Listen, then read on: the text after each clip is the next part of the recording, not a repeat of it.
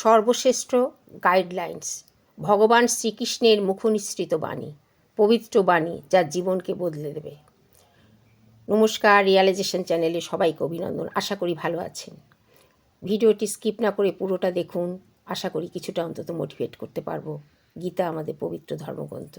ভাগবত গীতার এই বাণী প্রত্যেকে যদি একবার করেও অন্তত সারাদিনে পাঠ করতে পারেন, তাহলে কিন্তু অনেকটাই উপকার হবে, জীবন পরিবর্তন হবে। সবাইকে অনুরোধ, ভালো লাগলে সাবস্ক্রাইব, লাইক, শেয়ার, কমেন্ট করবেন। আর হাইপ অপশান আছে, প্লিজ হাইপ করে দেবেন। কুরুক্ষেত্রের যুদ্ধ, অর্জুনকে শ্রীকৃষ্ণ উপদেশ। এটাই শ্রী ভাগবত গীতার এই উপদেশ সমগ্র মানব জাতির জন্য। এই জ্ঞানকে গ্রহণ করলে মুক্তির পথ পাওয়া যায়। মানব জাতি কর্ম করার উদ্দেশ্যেই জন্ম তার। কর্মই ধর্ম, ফলের চিন্তা করো না, শুধু কর্তব্য পালনে রত থাকো। কর্ম সেই ফসল, যেমন রোপণ করবে তেমনি ফল। ভালো কর্মের ভালো ফল আর খারাপ কর্মের খারাপ ফল। আমাদের জীবন পঞ্চভূতে তৈরি, আর সেটা প্রকৃতিরই দান। কর্ম করতেই হবে, নিজেকে নিষ্ক্রিয় না করে কর্ম করতে তিনি বলেছেন। 2 নম্বর, মনকে শান্ত রাখার দরকার। মন অস্থির, বিক্ষিপ্ত। একে শান্ত রাখার জন্য মনকে কন্ট্রোল করা খুব জরুরি। একে কন্ট্রোল করতে না পারলে মন কিন্তু সবচেয়ে বড় শত্রু হয়ে যায়। চিন্তাভাবনা মনকে উন্নত করে। উন্নত চিন্তাভাবনা, সেই চিন্তাভাবনা মানুষকে ভালো কাজ করতেও সক্ষম করে। ধ্যান, মোটিভেশন, এগুলো মনকে শান্ত করে।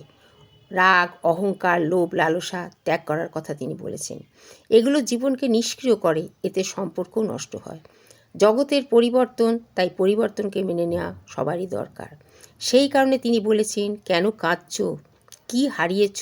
তুমি তো সাথে করে কিছু আনোনি। যা পেয়েছো তা তো তুমি এখান থেকেই পেয়েছো, আর যেটা তোমার আজ, কাল সেটা অন্যের ছিল। এগুলো ভাবলে মন অনেক শান্ত হয়। আমাদের শরীর আমাদের নয়, যেভাবে সৃষ্টি ঠিক সেইভাবেই কিন্তু বিলীন হবে।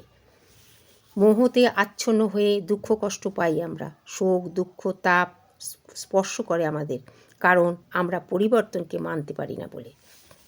3, মৃত্যু কঠিন হলেও সত্য।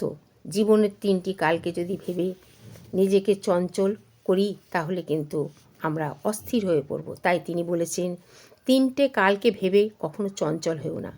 অতীত ভেবে লাভ নেই, ভবিষ্যৎ কি তাও ভেবো না, শুধু বর্তমানকে দেখো। আত্মাকে তিনি এইভাবে ব্যাখ্যা করেছেন যে, সুন্দরভাবে একটা ব্যাখ্যা এই ভাগবত গীতাতে তিনি তুলে ধরেছেন। মানুষের শরীর একটা খোলস, যা পুরনো হয়ে গেলে ছেড়ে যায়, নতুন খোলস তৈরি হয়। ঠিক নতুন দেহে আবার আত্মাও ঠিক তাই, সেই নতুন দেহে প্রবেশ করে। এই শরীর একটা পোশাক, পুরনো হয়ে গেলে আত্মা পুরনো পোশাক ছেড়ে নতুন পোশাক পরে। দেহ নিয়ে শোক করো না, আত্মাকে উন্নত করো। দেহ একটা পোশাক মাত্র, আজ ছিঁড়ে গেলে কাল পাল্টাতে হবে। যখন এটা বুঝে যাবে, তখন প্রিয়জনের মৃত্যুকেও গভীর শোক বলে মনে হবে না। জ্ঞানী মানুষরা কিন্তু এটাই ভেবে নেন। 5 নম্বর, আজকে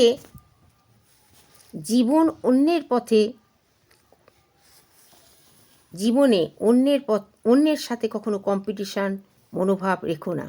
নিজের সাথে নিজের তুলনা করো। তুমি যেমন আছো তাতেই খুশি থাকো। অনেক থাকলেই যে সুখী, এটা কিন্তু নয়। যেটুকু আছে তাতেই সুখী রাখা হলো আসল সুখী।